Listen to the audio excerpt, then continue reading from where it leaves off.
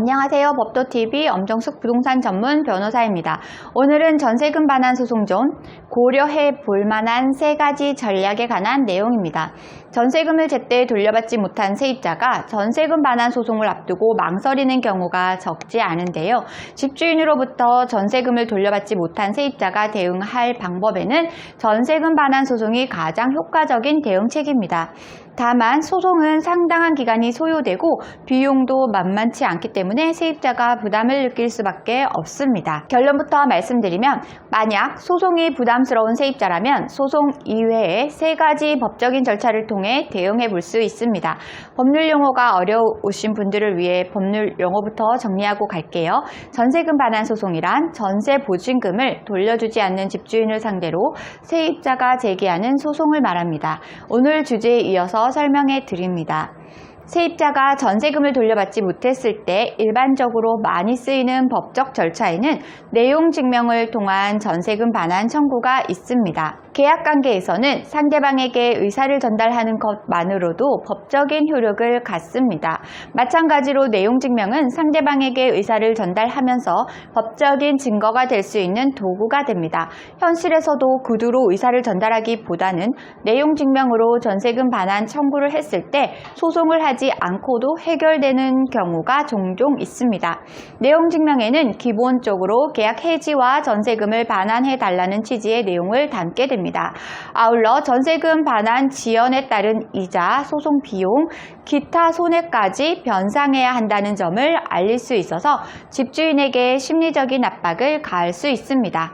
반면 내용 증명을 받아본 집주인 입장에서는 추가적인 손실을 막기 위해서라도 전세금을 신속하게 반환하려는 노력으로 이어질 수 있습니다.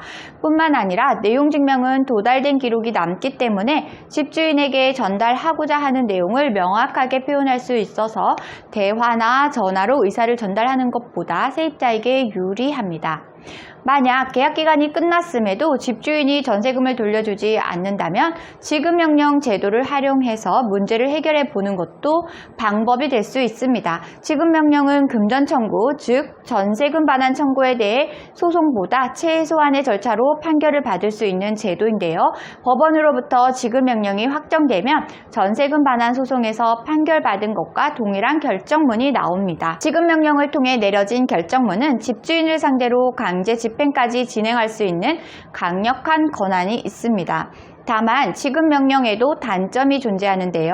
결정문이 상대방에게 송달되지 않거나 상대방이 이의를 신청한다면 효력이 없어져서 결과적으로는 시간 낭비가 될 수도 있으므로 상당한 주의가 필요합니다. 한편 이사 일정이 빡빡해서 법적인 대응이 여유롭지 않은 세입자들에게는 임차권 등기 명령 신청이 좋은 대안이 될 수 있습니다. 임차권 등기는 세입자가 이사하더라도 기존 주택에서의 대항력과 우선 변제권을 보호받을 수 있는 절차입니다. 물론 임차권 등기만으로는 집주인의 재산을 강제 집행할 권한이 생기는 건 아닙니다. 하지만 임차권 등기가 설정된다면 등기부에 기록이 남기 때문에 전세금 미반환에 대한 일종의 꼬리표가 되는 셈이기도 해서 집주인에게 상당한 부담이 됩니다. 또한 신규 세입자를 구하려면 집주인 입장에서는 임차권 등기 말소가 필요해질 수 있습니다. 이 과정에서 집주인과의 합의를 통해서 전세금 반환을 요구할 수단이 되기도 합니다. 오늘은 전세금 반환 소송 전 고려해 볼 만한 3가지 전략에 관한 내용을 설명드렸습니다. 정리하자면 분쟁 초기에는 내용 증명으로 문제가 해결되는 경우가 많다는 것이고요. 소송이 부담이 될 때에는 지급명령으로 시간과 비용의 절약을 도모해 볼 수 있습니다. 이사의 일정으로 법적인 대응이 어렵다면 임차권 등기 제도를 활용해야 합니다. 오늘 주제와 관련된 문의사항이나 전월세 보증금 관련 문의사항이 있으신 분들은 홈페이지에 문의사항을 남겨주시면 이메일로 답변드리고 있는데요. 홈페이지는 네이버에서 법도 전세금 반환 소송센터를 검색하시면 쉽게 찾으실 수 있습니다. 홈페이지에 접속하시면 상단 중앙에 전세금 반환 상담 메뉴가 보이실 텐데요.